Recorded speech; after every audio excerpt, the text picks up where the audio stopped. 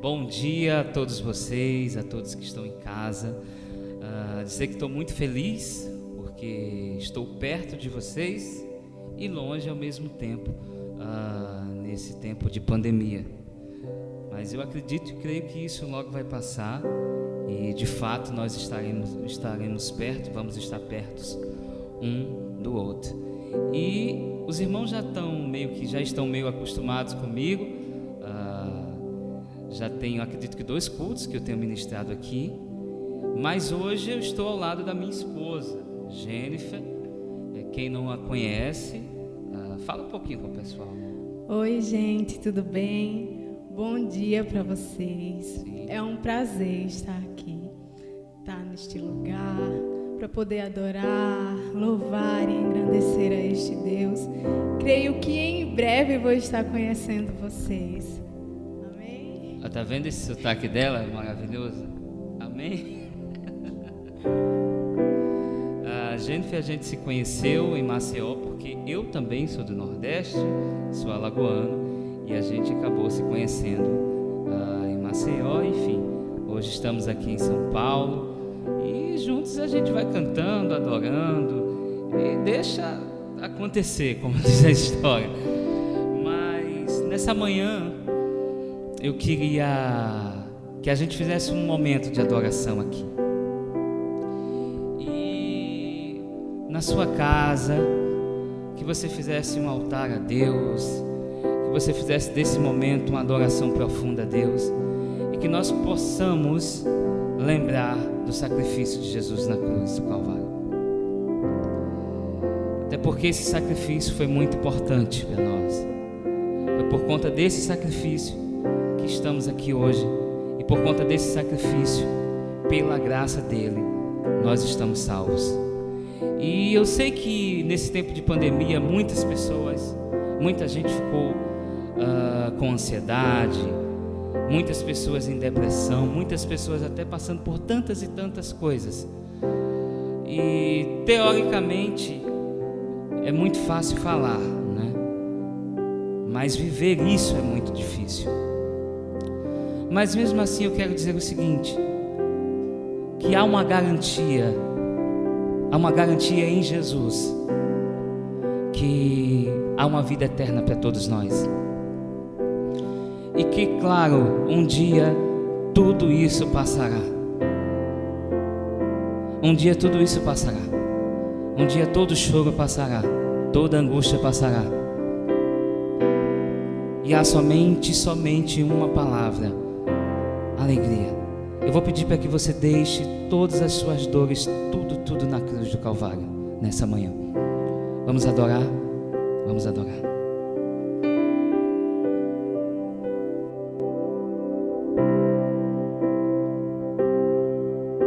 Sua morte ali na cruz,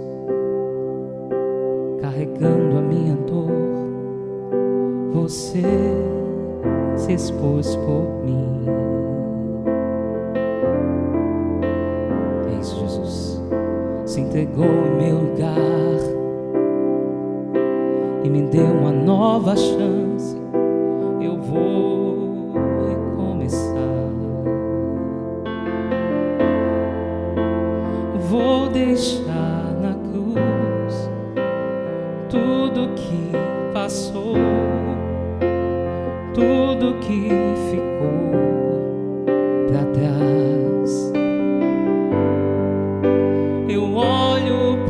Você, corro pra você, o seu amor me chama. Oh, Jesus, sua morte ali na cruz, carregando a minha dor, você se expôs por mim.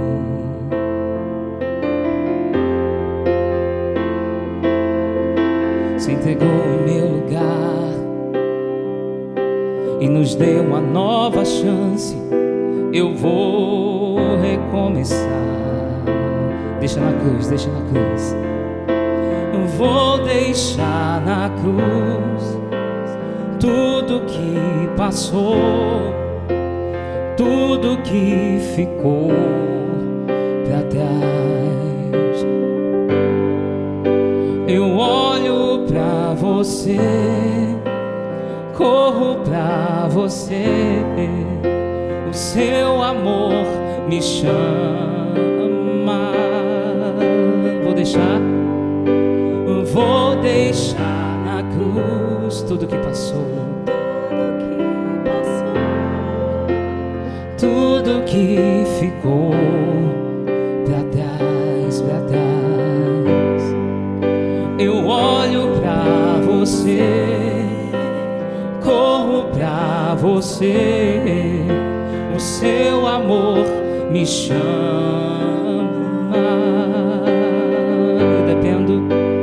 Eu dependo desse amor, do seu amor,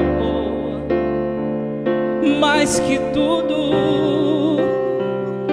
Eu confio, Jesus. Eu confio que esse amor tem poder pra curar dores. E eu dependo desse amor, do seu amor, mais que tudo, mais que tudo, mais que tudo, mais que tudo. Eu confio que esse amor tem poder pra curar dores. Diga: vou deixar na cruz tudo que passou, tudo que ficou pra trás. Olho pra você, eu corro pra você, o seu amor me chama. O amor de Jesus nos chama nessa manhã. O amor de Jesus nos chama todos os dias. O amor de Jesus nos chama toda hora. E é esse amor que nos fortalece, é esse amor que nos guia, é esse amor que é eterno. E para sempre, para sempre, para sempre, Jesus, nós te adoraremos. Bendizemos o teu nome, Deus. Bendizemos o teu nome.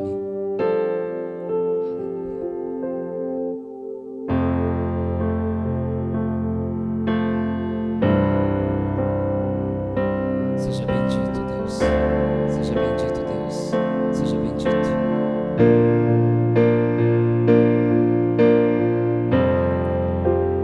O universo chora, o sol se apagou. Ali estava o amor do Salvador. Seu corpo lá na cruz, seu sangue derramou o peso do pecado, ele levou.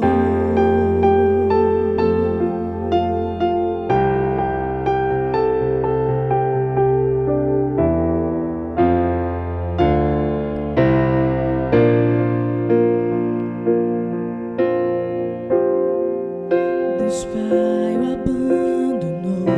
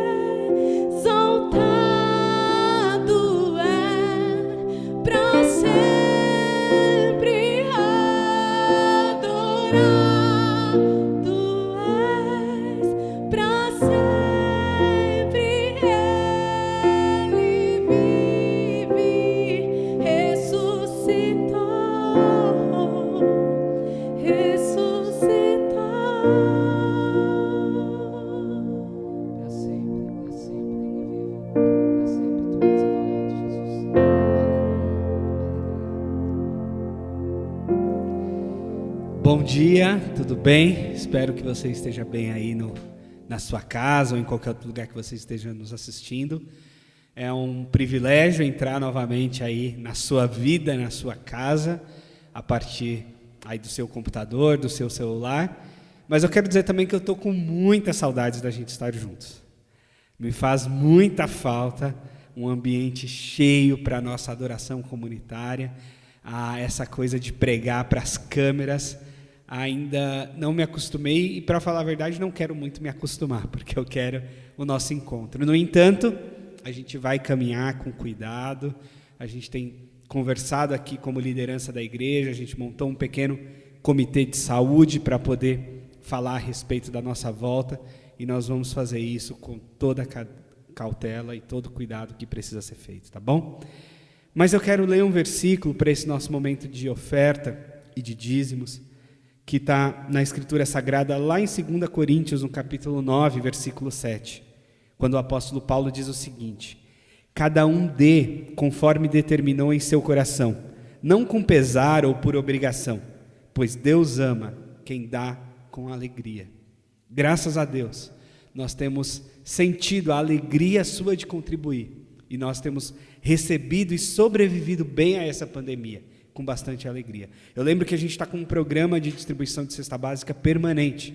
Então, nós queremos receber a sua doação, mas também queremos receber a sua solicitação, caso você precise ou saiba de alguém que precise desse socorro, e nós estamos com isso, temos recebido doações e temos repartido isso com vários irmãos. Também precisamos de um desafio financeiro agora de crescimento, porque a gente precisa investir em equipamentos.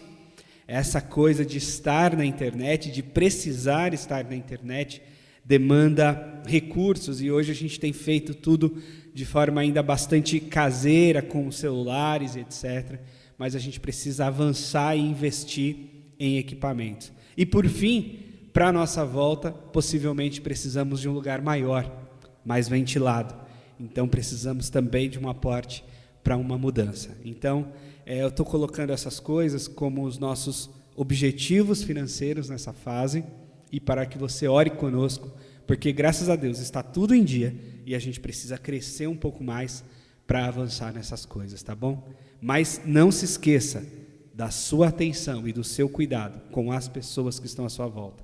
Se houver alguém em necessidade perto de você, não hesite em contribuir com ela, porque contribuindo com ela, suprindo a necessidade de alguém, com certeza você está contribuindo com o reino de Deus. Tá bom? Vamos orar? Deus amado, muito obrigado, Senhor. Nós te agradecemos pela forma como o Senhor tem nos sustentado e pela alegria que o Senhor tem dado aos que contribuem. Que o nosso coração permaneça generoso, alegre em contribuir, e que esta contribuição faça crescer e abençoar pessoas nos valores do reino do Senhor. Que a gente consiga suprir necessidades de pessoas e que a gente também consiga avançar nos nossos sonhos e objetivos como igreja, Senhor.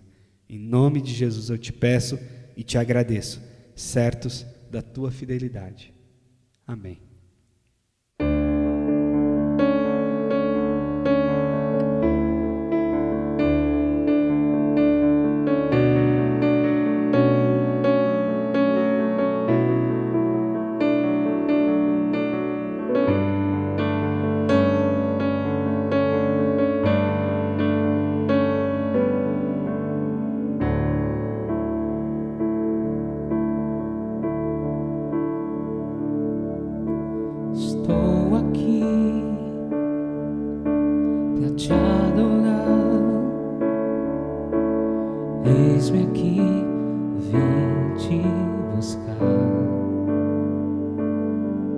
Nos teus braços eu me lançarei, pois não há outro Deus além de ti. Não há nada melhor que a tua presença, não há nada maior que o teu amor. Nem as ondas mais fortes superam teu poder. Toda a criação se prostra ante a ti. Tu és majestade santa, tu és Rei de toda a glória, tu tens todo o domínio nas mãos. Eu sei, és tudo pra mim.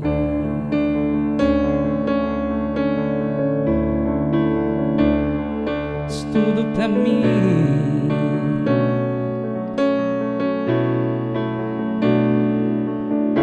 Estou aqui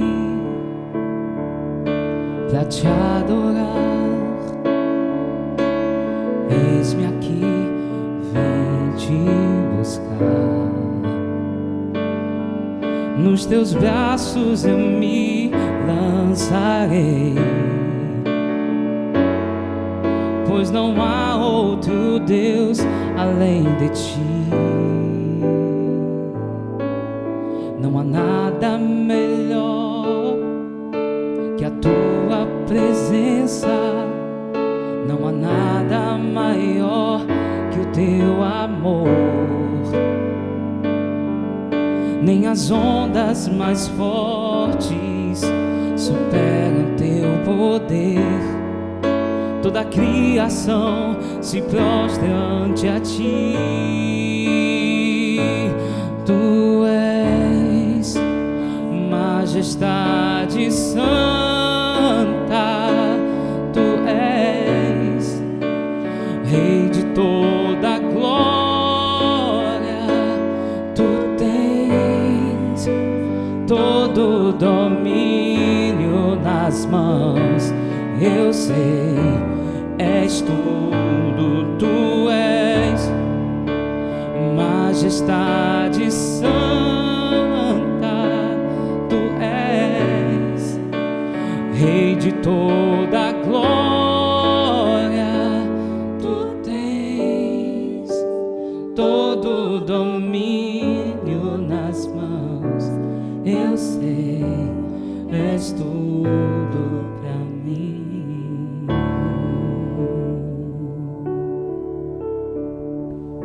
Oi, eu quero te pedir para que você abra a Bíblia comigo em João, Evangelho de João, no capítulo 9. É um texto onde Jesus cura um cego de nascença em Jerusalém. Então, abra aí comigo, João capítulo 9, nós vamos ler a partir do versículo 1. Olha só o que diz o texto. Ao passar, Jesus viu um cego de nascença. Seus discípulos lhe perguntaram: Mestre, quem pecou, este homem ou seus pais, para que ele nascesse cego? E disse Jesus: nem ele e nem os seus pais pecaram, mas isso aconteceu para que a obra de Deus se manifestasse na vida dele. Enquanto é dia, precisamos realizar a obra daquele em que me enviou. A noite se aproxima, quando ninguém pode trabalhar. Enquanto estou no mundo, sou a luz do mundo. Tendo dito isso, cuspiu no chão, misturou terra com saliva e aplicou nos olhos do homem. Então disse-lhe: vá lavar-se no tanque de Siloé, que significa enviado. O homem foi, lavou-se e voltou vendo. Vamos orar novamente? Pai amado, nós cremos no poder da Tua Palavra, e não só da Tua Palavra, mas da nossa reunião em torno dela, sob a unção do Teu Espírito Santo. E que esse Espírito que habita em nós, esse Espírito sustentador da nossa vida, alcance também cada mente e cada coração nesse momento, em nome de Jesus. Amém. Bom, é interessante esse texto porque Jesus faz dois principais milagres em Jerusalém. E você sabe que os milagres, eles eram principalmente sinais messiânicos. A gente pode, numa leitura bíblica assim, mais geral, achar que os milagres de Jesus eram fatos aleatórios que Jesus foi fazendo pelo caminho. Mas não é bem assim. A compreensão de que o Messias, o Salvador do mundo, traria consigo sinais, prodígios e maravilhas, controles a respeito da natureza, a respeito do corpo, a respeito da saúde das pessoas, eram sinais de que Jesus era sim o Messias prometido a Israel. E ele faz 2 milagres em Jerusalém. Um é de um coxo, que está lá no Evangelho de João, que ele cura um homem coxo, dizendo o seguinte, João 5,8, que diz que os milagres eram sobretudo sinais messiânicos, isso é o que eu estou dizendo aqui, e Jesus diz, pega a sua maca, levanta e ande, João 5, versículo 8. E aqui, como nós acabamos de ler, Jesus faz um outro milagre, agora não a um coxo, mas sim ao cego. É interessante que esses feitos de Jesus são muito marcantes, e marcantes ele curar exatamente um cego e um coxo, porque os jebuseus que habitavam Jerusalém antes de Israel conquistá-la, Israel entra em Canaã, conquista boa parte da terra lá com Josué, mas Jerusalém não é conquistada, os jebuseus moram lá. E é só com o rei Davi, muitos anos depois, é que essa conquista vai chegar, por isso se torna a cidade de Davi. Tanto que quando Davi começa a reinar, ele começa a reinar em Hebrom. E aí ele reina em Hebrom por 7, 8 anos, e aí depois ele conquista Jerusalém e começa a reinar a partir de Jerusalém. Jerusalém passa a ser a capital de Israel. E olha só o que diz, ou o que disseram os jebuseus em 2 Samuel no capítulo 5. Os reis e os soldados marcharam para Jerusalém para atacar os jebuseus que viviam lá. Isso são as tropas de Davi. E os jebuseus disseram a Davi, você não entrará aqui até que os cegos e aleijados podem nos defender de vocês. Eles achavam que Davi não conseguiria entrar. Ou seja, os jebuseus disseram, olha, os nossos cegos e os nossos aleijados vão fazer com que você não conquiste Jerusalém. Eles vão resistir, você é um rei tão fraco e o seu exército é tão falho, que apenas cegos e aleijados vão conseguir te deter. A história diz que Davi conseguiu conquistar Jerusalém, fez de Jerusalém a sua cidade e fez de Jerusalém a capital de todo Israel, como é até hoje. Agora é interessante porque Jesus, quando entra em Jerusalém, e ele entra aclamado como o filho de Davi, o prometido novo rei de Israel, rei dos judeus, ele cura justamente um coxo e um cego. Ele conecta os seus milagres com os sinais que havia referência ao rei Davi lá atrás. E aquilo que era uma maldição, porque um cego e um coxo não poderia entrar no palácio, ou mesmo entrar no templo, agora esse cego e esse coxo que são curados por Jesus, podem ir se mostrar ao sacerdote, e assim poder oferecer adoração a Deus, assim poder entrar novamente no templo. Olha como Jesus vem para restaurar um tanto de coisa, simbolicamente, espiritualmente, mas também na realidade concreta na qual ele viveu naqueles dias. Mas não é sobre isso somente que eu quero falar.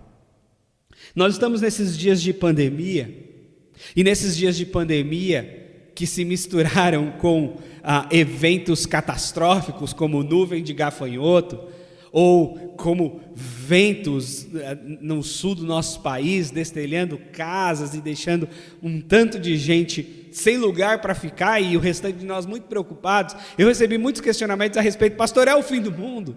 É o apocalipse? É o escatom de Deus? O que está acontecendo? Inclusive a gente vai começar um estudo de Apocalipse em breve. Mas na realidade, esses questionamentos nos vêm em momentos de crise, e é natural que nos venham. Olha só o questionamento dos discípulos nessa passagem. Quando vem esse cego de nascença e perguntam, mestre, quem pecou, este homem ou os seus pais? Por quê? Porque havia a ideia, e essa ideia é pautada, inclusive em alguns versículos do Antigo Testamento, de que um mal, mesmo que fosse um mal de nascença, como essa cegueira desse homem, era resultado do pecado. Era resultado do pecado dos pais ou de si mesmo. Por exemplo, em Êxodo, no capítulo 20, versículo 5, O texto sagrado a respeito da lei diz o seguinte: não adorarás, nem lhe farás culto, porque eu sou o Senhor teu Deus, um Deus zeloso que visita a iniquidade dos pais nos filhos até a 3ª e 4ª geração daqueles que me aborrecem. Então, possivelmente baseado em textos como esse, os discípulos dizem, bom, pode ter sido o pecado dos pais que fez com que ele nascesse cego. Então, além de cego, ele ainda é culpado. Porque ele nasceu assim, alguma coisa a família dele deve ter aprontado. Uma outra ideia é que a cegueira poderia ser do próprio pecado. Aí a gente pode pensar, bom, mas a cegueira do próprio pecado, sendo que a cegueira é de nascença. Pois é. Havia uma linha de pensamento rabínica que achava que poderia se pecar ainda dentro do ventre.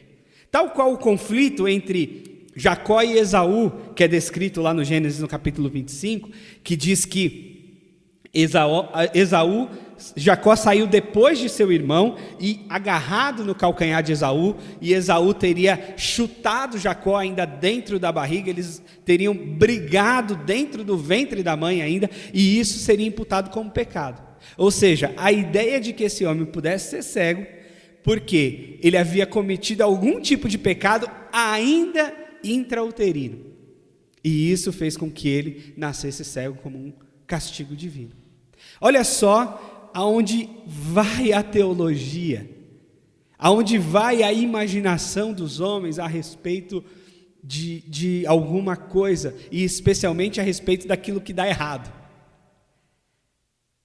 Essa foi a ideia e a teologia equivocada que nós aprendemos, por exemplo, no estudo bíblico que a gente teve no livro de Jó. Porque quando Jó, sendo um homem justo, sofre, perde recurso, perde família, perde a saúde, os amigos de Jó que chegam no primeiro momento para consolá-lo, mas começam depois a acusá-lo, porque dizem, não é possível, Jó, que você seja justo e esteja passando por tantas crises. Não é possível que você seja realmente um homem de Deus e esteja sofrendo tanto. Algum pecado oculto você tem, alguma coisa que você fez de muito má, e que aos olhos dos outros não foi visto, mas Deus que vê tudo, está te castigando. Então essa ideia de que os males acontecem no mundo por castigo divino é uma ideia muito antiga. E não é uma ideia só do contexto do Deus de Israel, não. É uma ideia do contexto, inclusive, de vários deuses. Aliás, a ideia dos sacrifícios, muitas vezes, das ofertas, muitas vezes, é como caminhos de aplacar a ira dos deuses. É como jeitos, assim, de acalmar os deuses para que eles não nos façam mal. Mas é interessante o quanto de Jesus revela a respeito de Deus e revela um outro caminho, uma outra direção a respeito de Deus. E é por isso que nós temos que ler a Escritura Sagrada sempre a partir de Jesus. Qualquer leitura da Escritura que não leve em consideração Jesus e o Evangelho, provavelmente vai nos colocar em maus caminhos. Vai nos colocar em referências equivocadas a respeito de Deus, a respeito da obra de Deus, a respeito da história de Deus e principalmente a respeito daquilo que Deus está fazendo no mundo. Então, tome muito cuidado quando você quiser dar uma resposta a respeito dessa crise, dessa pandemia, que é global, ou mesmo de uma crise individual no sofrimento de alguém, como é o caso da história de Jó, e você dizer assim, é o pecado dele que causou isso, ou é por conta do pecado da humanidade inteira que veio a pandemia. Não necessariamente.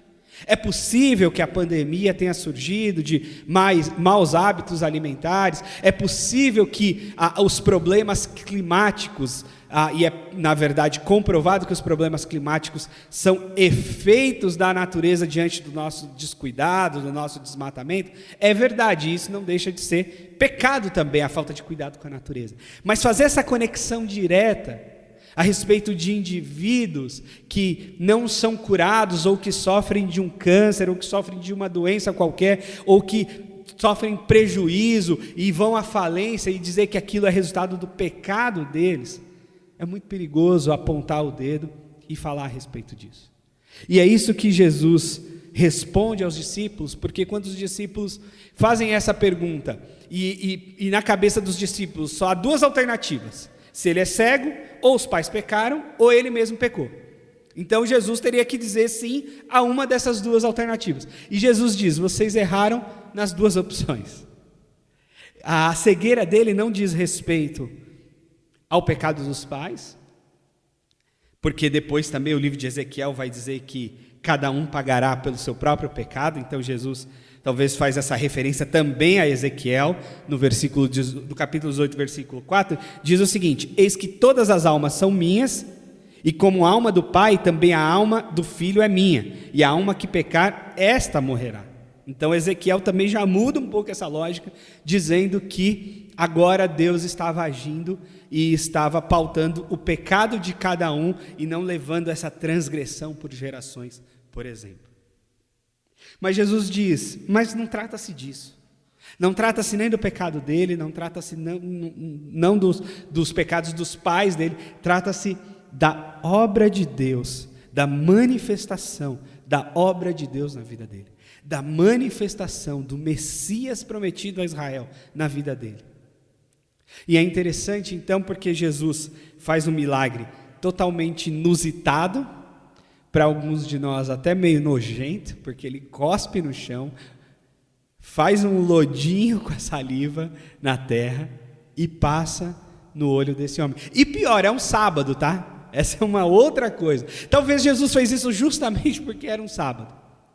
Porque se Jesus curasse assim de forma imediata, sem trabalhar, Jesus poderia ser menos acusado de quebrar o sábado. Mas como ele trabalhou, porque ele fez o lodinho com o dedo, isso significava trabalho para o judeu, e trabalho num sábado significava condenação.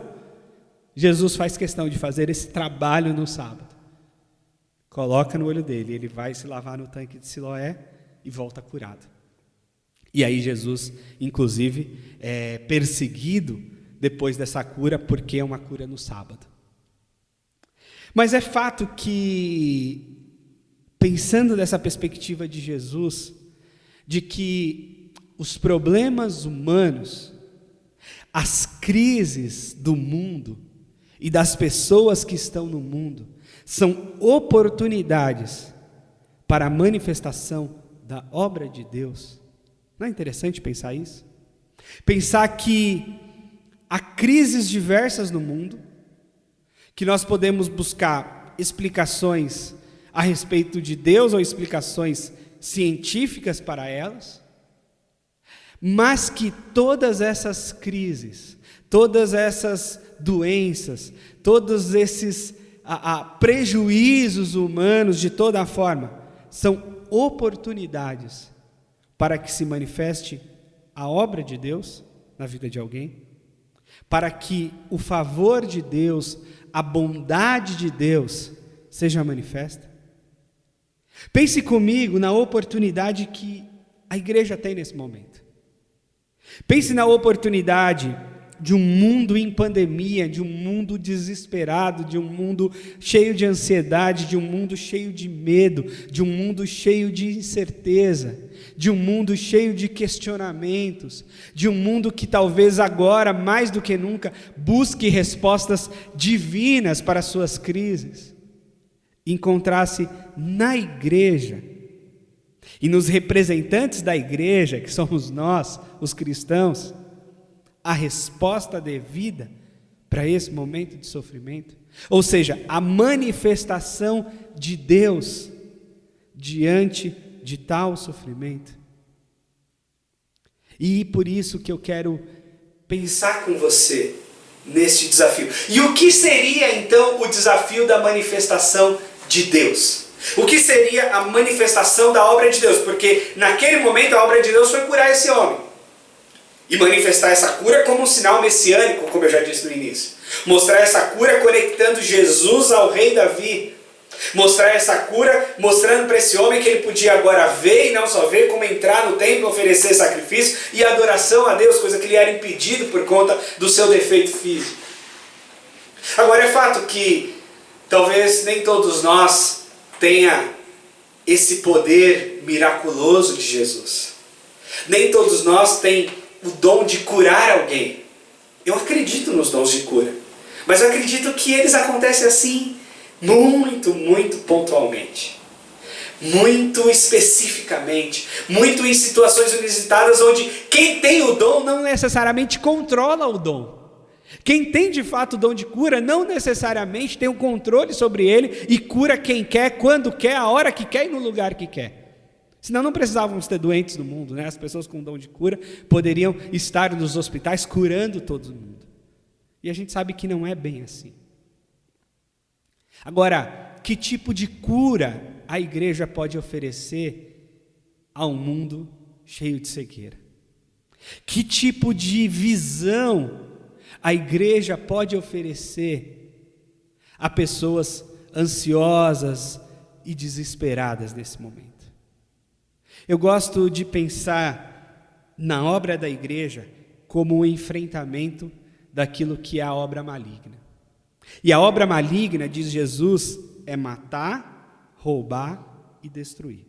Essa é a obra maligna. Essa é a obra do inferno. Mas Jesus diz que as portas do inferno não prevalecem contra a igreja. Então, eu diria que onde há roubo, a igreja precisa manifestar justiça. Onde se rouba para ter algo, a igreja precisa manifestar a justiça para que todos tenham aquilo que necessitam. A igreja precisa manifestar a solidariedade, a doação. Porque se o diabo quer roubar, a igreja quer doar. Se o diabo quer tirar, a igreja quer dar. Se o diabo quer destruir as famílias, a vida das pessoas, o trabalho delas, a saúde delas, a igreja quer dar a vida. A igreja quer construir famílias saudáveis. A igreja quer construir relacionamentos adequados. A igreja quer ir na contramão daquilo que é obra do maligno. Daquilo que o maligno faz. E a gente vai no enfrentamento disso. Aquilo que o maligno faz é matar, ele quer matar. Ele quer matar as pessoas, ele quer matar os sonhos, ele quer matar os relacionamentos, ele quer matar os casamentos, ele quer matar ele quer matar tudo. Mas nós lutamos em favor da vida. Nós queremos que a vida prevaleça em todos os aspectos. A nossa luta é justamente o contrário da obra maligna. E essa vai ser a manifestação da obra de Deus. O que é a manifestação da obra de Deus hoje? Senão o enfrentamento das injustiças e dos roubos, senão o enfrentamento das destruições e o enfrentamento da morte. É por isso que nós estamos tomando todo cuidado com a vida desde o início dessa pandemia. Honrando os profissionais de saúde que estão trabalhando, tendo todo cuidado com as pessoas que estão à nossa volta. Por quê? Porque nós lutamos pela vida. Quem quer matar, roubar e destruir é o diabo.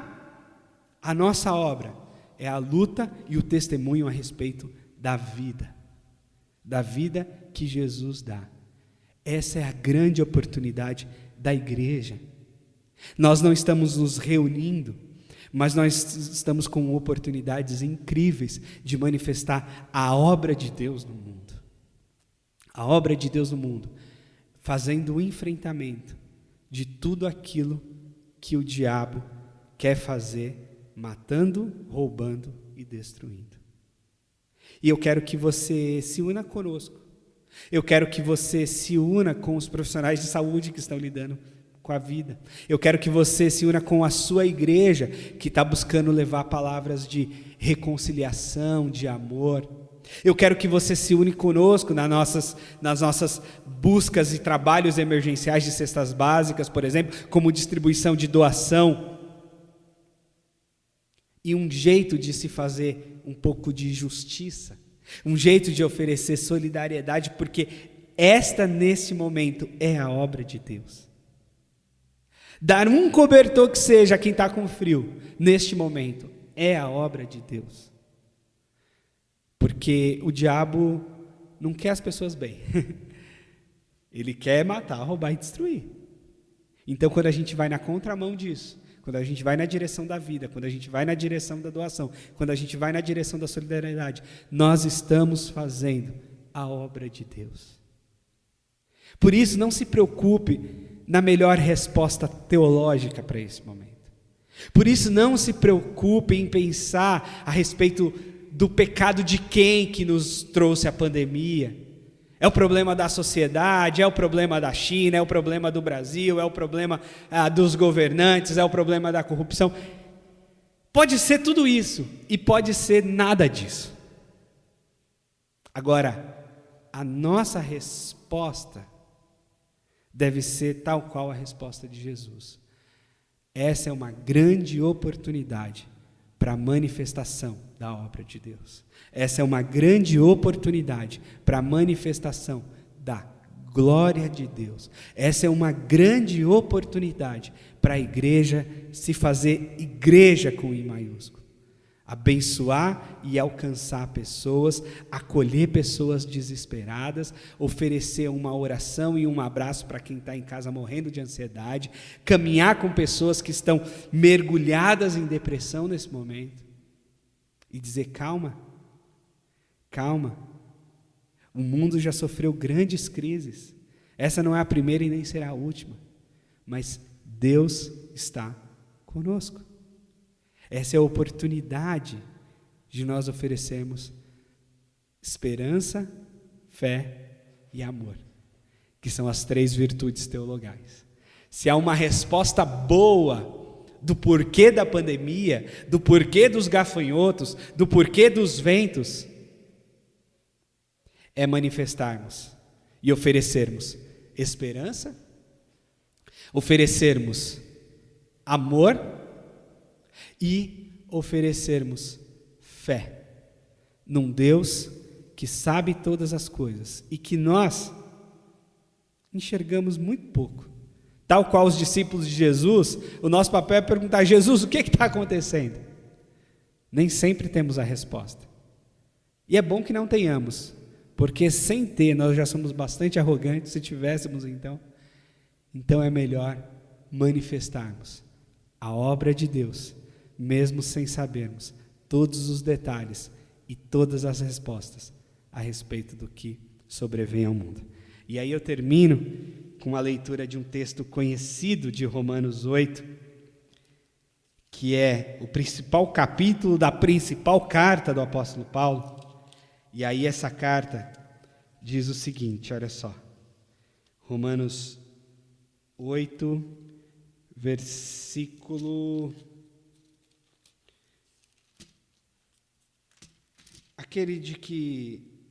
versículo 28. E há muitas discussões na tradução desse versículo, mas eu gosto dessa tradução que diz o seguinte: sabemos que em todas as coisas Deus coopera juntamente com aqueles que o amam, para trazer à existência o que é bom com os que foram. Não é a ideia de que todas as coisas cooperam para o bem daqueles que amam a Deus.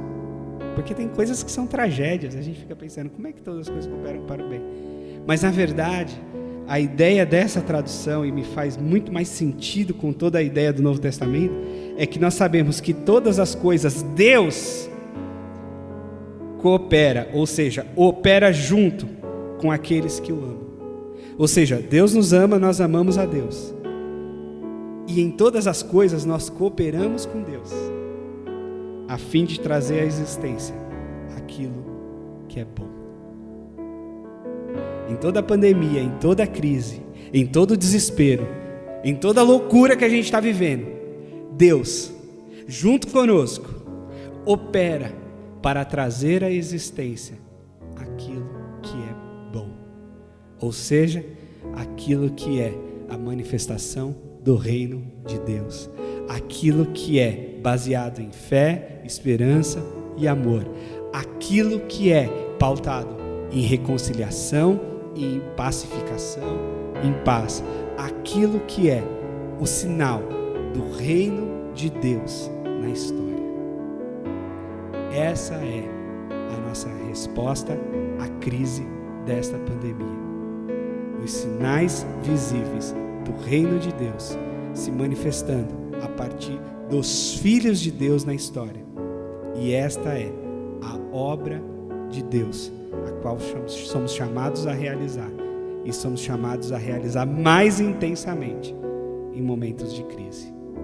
Que Deus te guarde, que Deus te abençoe, que Deus te dê esperança, fé e amor para agir nesse momento, em amor à vida, em solidariedade e em justiça. Que Deus te abençoe em nome de Jesus. Amém. Naga, naga, naga, naga, naga, naga, naga, naga, naga.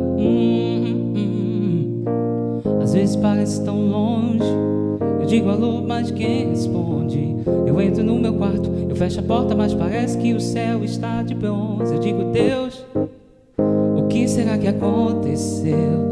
O que será que aconteceu?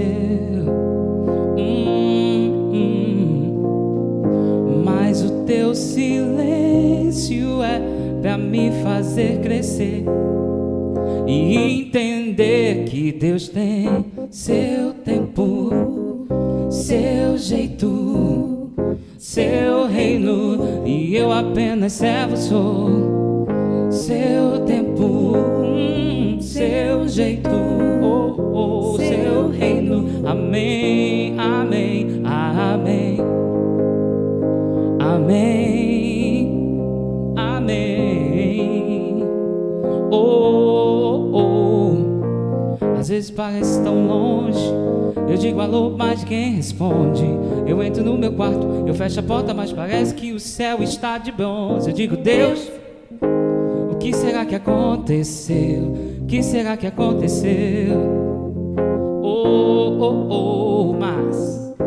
Mas o teu silêncio é pra me fazer crescer e entender que Deus tem seu tempo, seu jeito, seu reino, e eu apenas servo sou. Seu tempo, seu jeito, seu reino. Amém, amém, amém, amém, amém, amém. Que vocês tenham uma ótima semana, uma semana de paz, uma semana cheia da graça de Deus, uma semana cheia das bênçãos de Deus. É tudo que eu peço e tudo que eu desejo para todos vocês. Amém, amém. Deus abençoe a todos.